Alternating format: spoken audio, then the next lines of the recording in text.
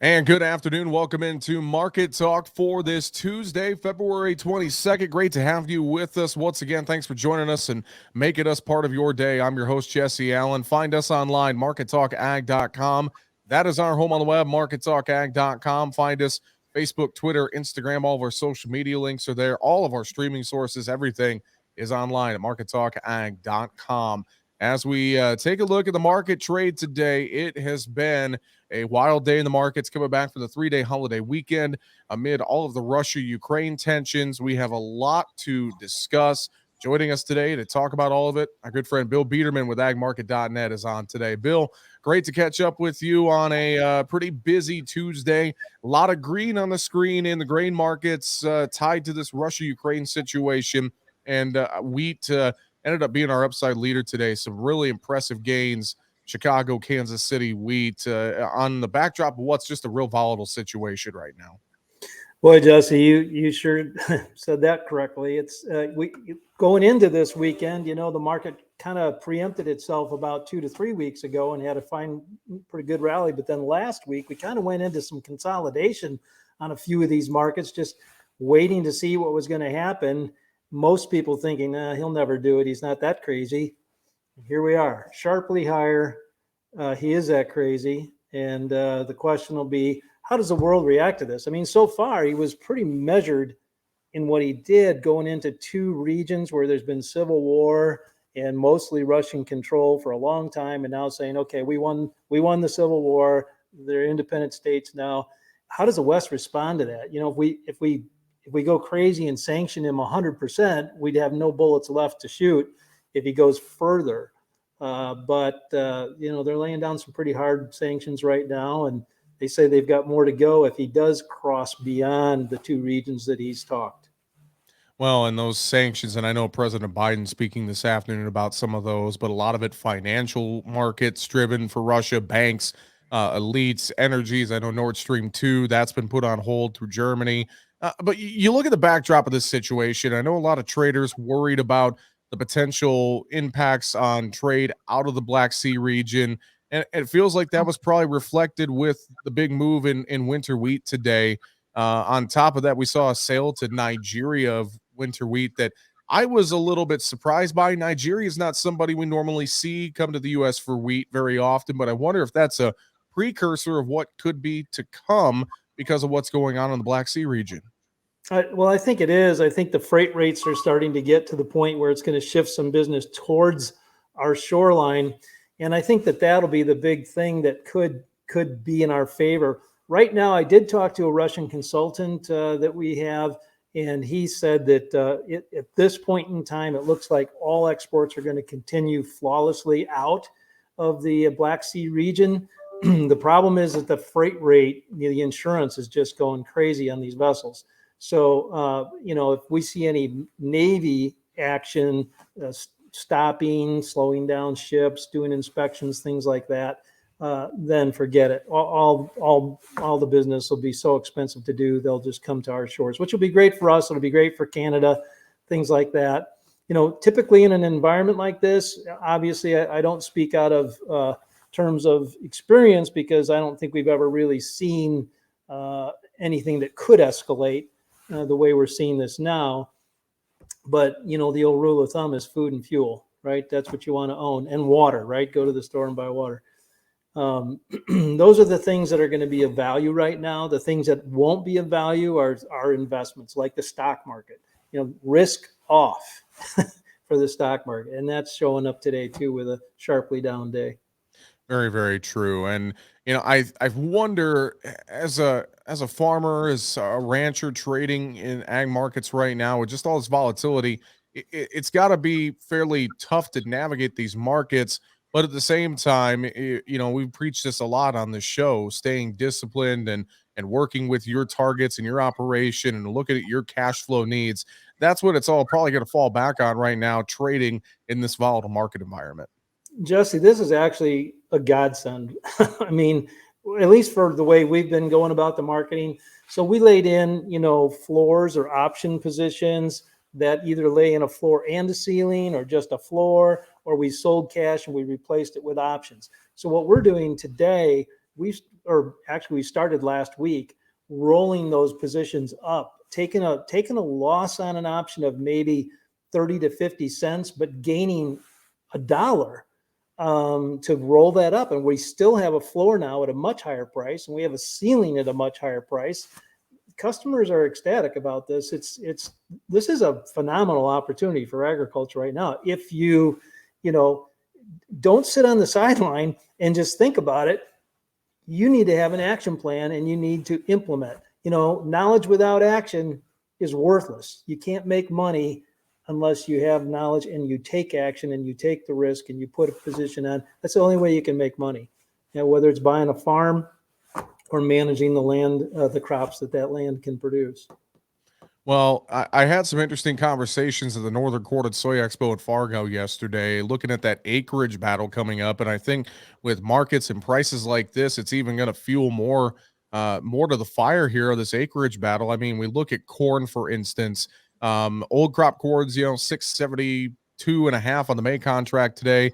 But you look even new crop, December corn, I mean, trading up there near that $6 mark now. There's just a lot of opportunity, I think, in this corn market. And we think about, yes, fertilizer, cost of inputs, et cetera. But for some of these guys who already maybe fall applied or already have it locked in, there's getting to be some more opportunity here as the price of corn goes up to make a decent profit there. And one has to wonder, how will that play into soybean acreage and wheat acreage in the Northern Plains, et cetera? There's a lot shaping up here the next 30 to 60 days, I think, Bill. Well, and you bring up a good point, because typically by the acreage report time, which is March 30th, we've already had, the market will do whatever it has to do to get whatever acreage it needs by that time. So you really need to have your marketing plan put together. Prior to that, though, is the February Outlook meeting in Washington, D.C. That's this week. So we're pretty excited about this. If we can hit 620, I'll give you a simple example. This is not a recommendation. I don't want you to think that. This is just an opinion of this might be a good idea for somebody. But you go to like a December or a May short dated option, which expires after the acreage report. You can buy a $6. I'm putting in orders to buy a $6 floor, no margin monies. I pay 15 cents and I could lose all that plus my fees and things like that. I don't really care. If I'm losing it, that means the market's going higher than $6. And I can get the crop sold even higher. Maybe it'll go to 7. I don't know. But if it goes down, I got a floor. And if that acreage report is bearish, I got a floor. I don't have to worry. Now, post acreage report, this thing will expire. Whether if it expires worthless, my crop's worth more. If it expires in the money, then I got a floor put on. I'll know after the acreage report how that option will help me or fail. But I don't care if it fails. That means we're at a higher price. So it's to me, as a hedger, managing risk, that's a pretty no-brainer. Lot to consider for sure. And I think as well on the soybean markets, Russia, Ukraine's taking the headlines, but that South American weather situation is still there. It's still a front burner story. You look at beans now. I look out to November new crop, 14.73 a quarter at Tuesday's close. I mean, new crop prices are creeping up near 15. Old crops up there. We continue to see demand, China buying soybeans from the U.S. So this soy market has even more stories underlying to it, it appears, as well as we move into this week. I think the South America crop quality alone, let alone quantity, has been a game-changing, fundamental change in the underlying foundation in which we stand in the soybean fields. Bottom line here, Jesse, is that these beans are in such horrible condition, not everywhere, but in some of the areas, like in about 30%. They can't even put them in an auger. I mean, they're that bad. There's pictures of them raking them out of a dump truck with an excavator. So, it's really significant.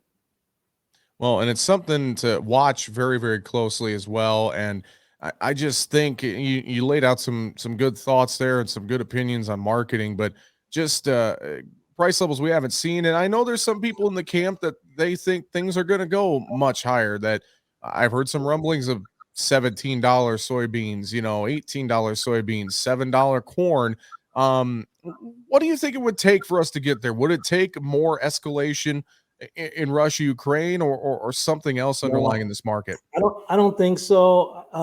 I think what would get us there is if we don't get bombarded with a really negative acreage report, okay, and then B, if we have a weather problem, because now you've reduced the world supply significantly enough when you went below. Oh, they're not below yet, but assuming South American Brazilian bean production drops below 130, that changes the dynamics enough to where we have got to have acreage and we got to have a good crop. So if we go into the summer without a huge, terribly bearish acreage number, if we go into that summer with a decent, smaller size acreage number that we're expecting, and then you get some kind of weather problem, Jesse, this is a situation we have not seen really since probably 1974, I'm guessing. It's explosive.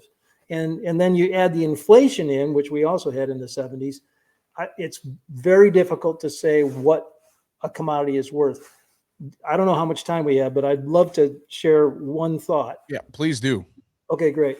All right. So when you go into a supply situation where you pull supply down, you have to ration the demand. Okay, so like USDA in the last month, they cut the supply by, I think it was 8 million tons, and they dropped the demand by something like 4.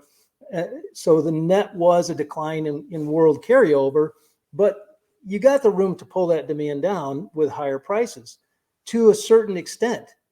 You can't lower demand after that by very much, because you got 10 people in a room. Okay, so 9 of them are going to keep eating food, and the one is going to just go fishing for the rest of his life, right? But the other 9 are going to eat.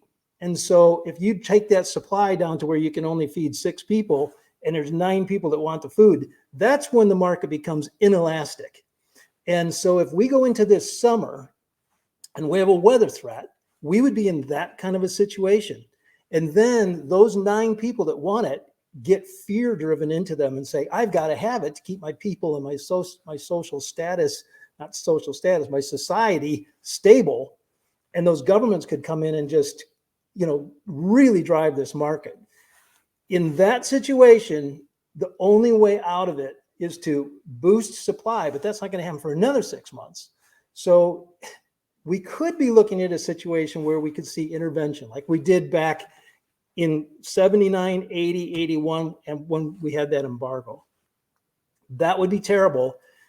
And from all of the people I talked to, it would probably come from a government cutting back on biodiesel, biofuels. And if they change that policy temporarily, that would solve the supply problem, but it would ruin the market. And then from there on, the market would say, there will never be a problem because the government will intervene. And that would take the inelasticity out of our marketplace. That's why, Jesse, this is so important for a farmer to have a plan for a multiple year risk management program. When this thing tops, it isn't going to be just for this year or this month. And it isn't going to top now. It's probably not going to top till we know about all the things I just talked about. But you better have multiple years sold when that happens. Great thought there. Great things to consider for our farmers and ranchers out there. Bill, as we get close to running out of time, just a couple other things. I know we touched on the energy markets a little bit. I mean, crude oil, we saw new highs there.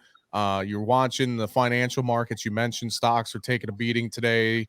What's your thoughts there, coupled with all the inflation talk we just had? But your thoughts with this energy market and stocks here moving through this week? Right. So the energy market is going to play out a lot like the example I just gave. But there's a lot more government intervention that can happen there because the world has emergency reserves set up like nothing other commodity. Like grains, we've got a 30-day supply. Now, China, they own, basically 60% of all the world's corns and 50% of the world's wheat. So China is pretty sharp about keeping a lot of reserves. But the rest of the world, the only big reserve they have on hand is energy. So they could release those reserves and try to control the market. That'll keep that fear-driven inelasticity type environment at bay a little bit. But reality is, I don't think this thing is going to escalate. I pray it doesn't. But if it does, and it got really bad, I mean, nobody's ever lived through anything like that. Everybody from World War II is pretty well gone. So, I mean, this could be a new experience for us. Very, very true. A couple brief thoughts in the livestock sector. I know we saw hogs scream higher again today. Feels like this market very overbought. Cattle, feeder cattle, of course, down a little bit with the sharply higher grain prices. Live cattle saw okay day today. Any thoughts in cattle or hogs here on this Tuesday, Bill? Well, the cattle look like they may have a head and shoulder top building, and if they do, that'll be a pullback down towards like on the April's towards 143-ish or something like that. But Jesse, this, food and fuel, don't be afraid to stay bullish in the meats. If something did start to happen, if we had supply problems or whatever like that, people are going to run to that store and get some meat bought. Feeder cattle, I know that the board is down. Cash market's not. I had a buddy who was at an auction yesterday in Iowa, and he was paying through the roof for them.